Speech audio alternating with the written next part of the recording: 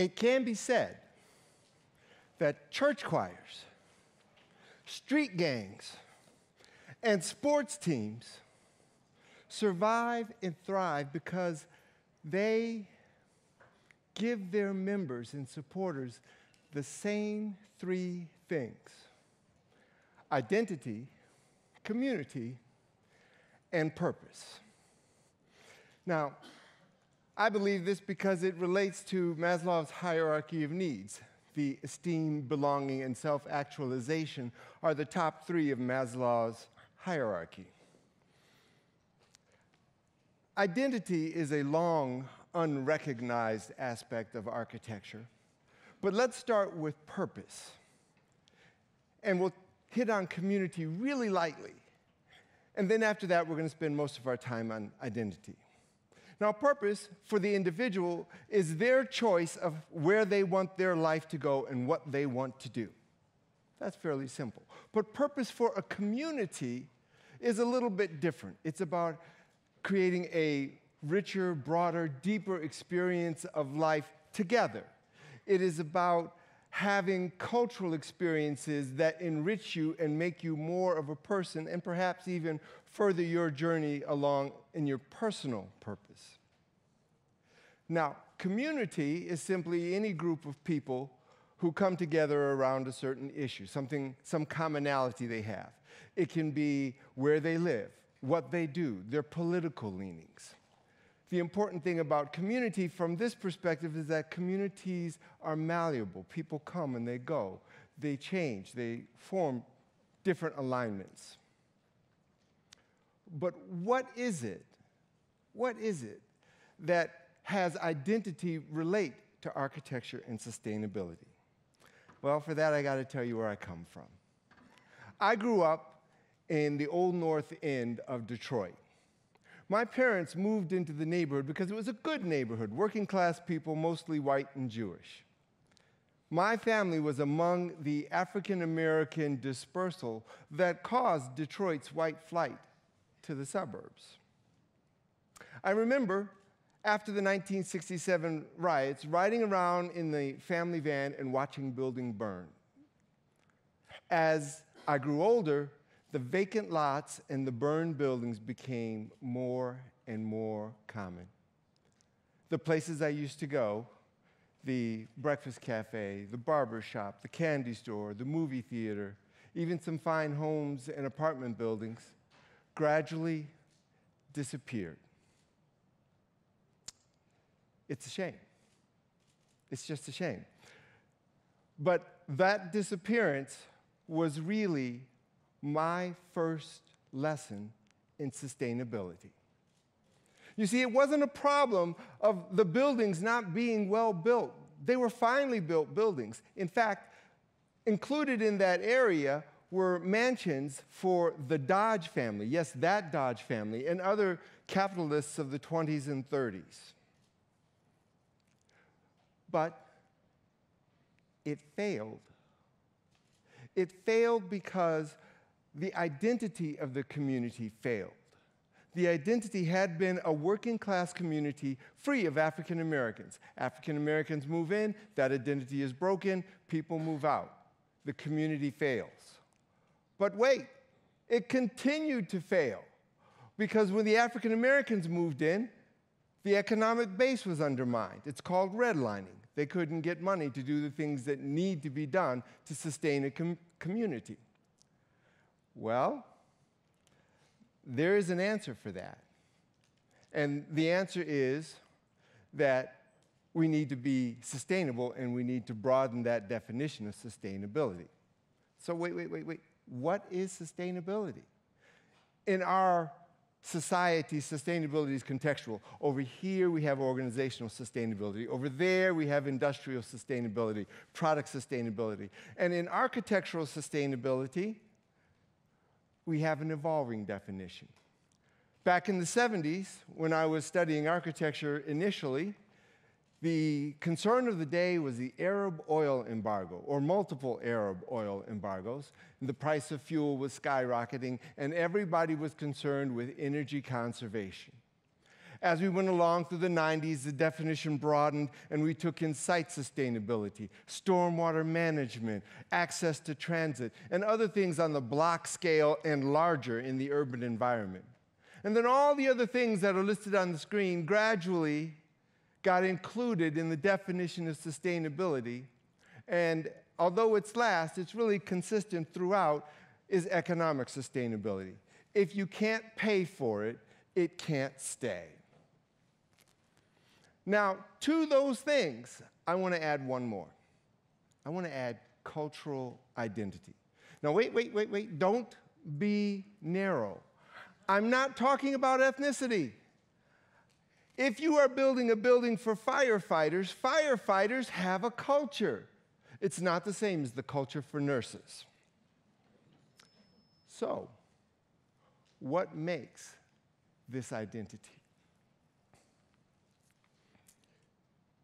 On September 7th of this year, there was an earthquake in Oaxaca, Mexico, that was over 8 points on the Richter scale. Many historic and traditional buildings collapsed. The Mexican architect, Claudina de Jueves, when interviewed by Public Radio International's The World, stated that she was shocked by the loss of these buildings because it constituted a loss of identity. She said, many things constitute identity. It's not just language, clothing, and food. It's also the built environment, the urban surroundings. I'm sure she said it in Spanish. So, what makes a building culturally relevant? What gives it this identity? Now, architects have a tendency to design things for other architects. They have a tendency to consider themselves great artists, and many of them are.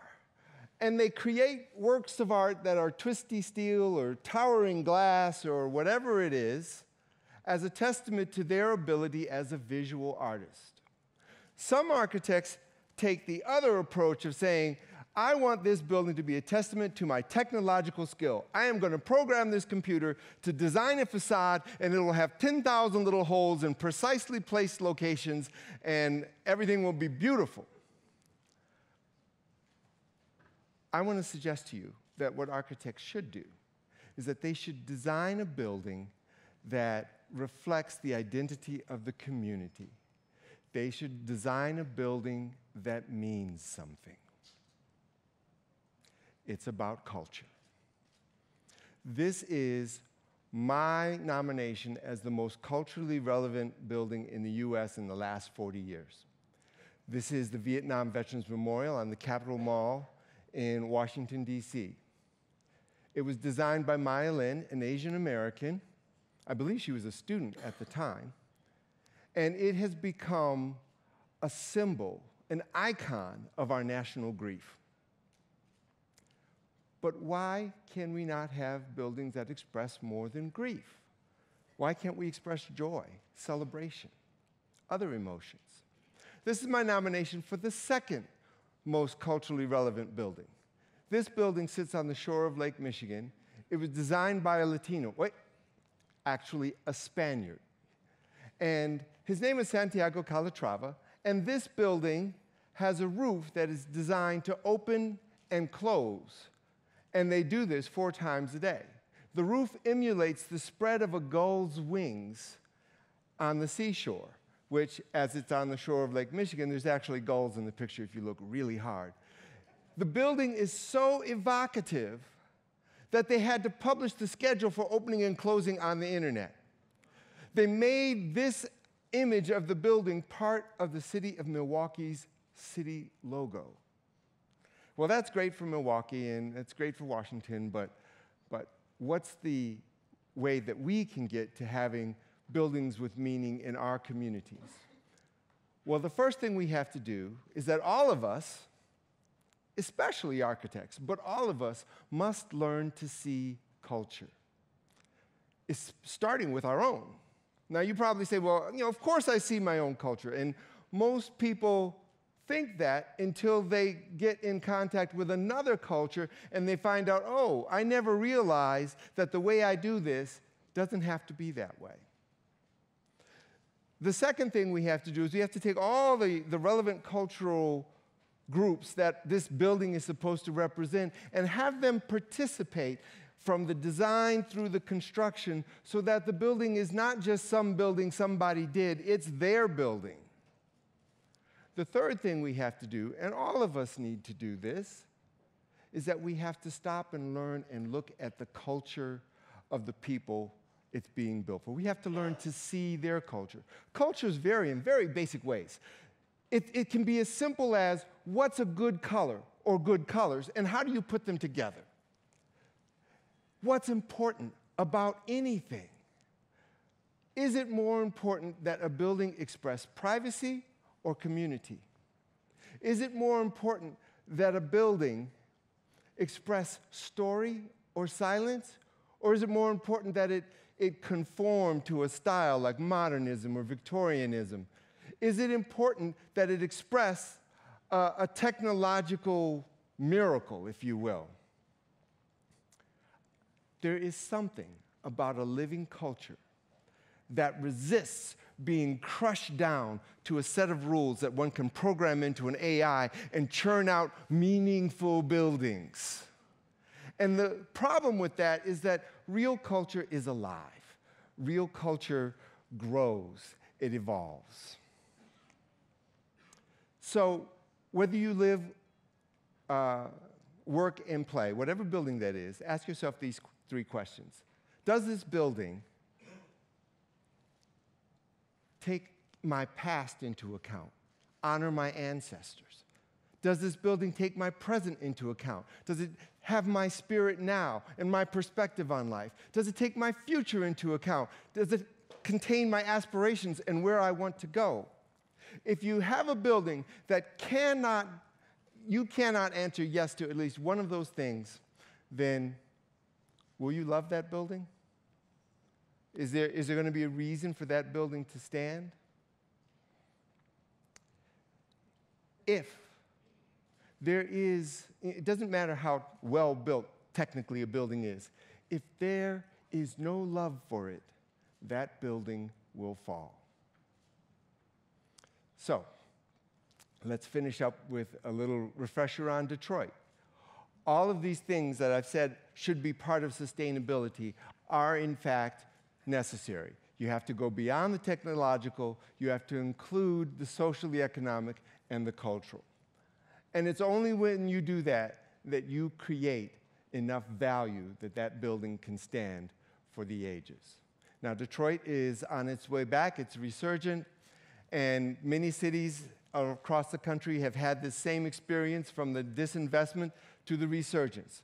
New economic bases, new people, even refugees coming in, making a difference.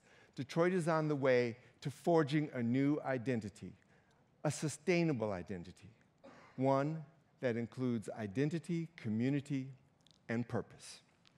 Thank you.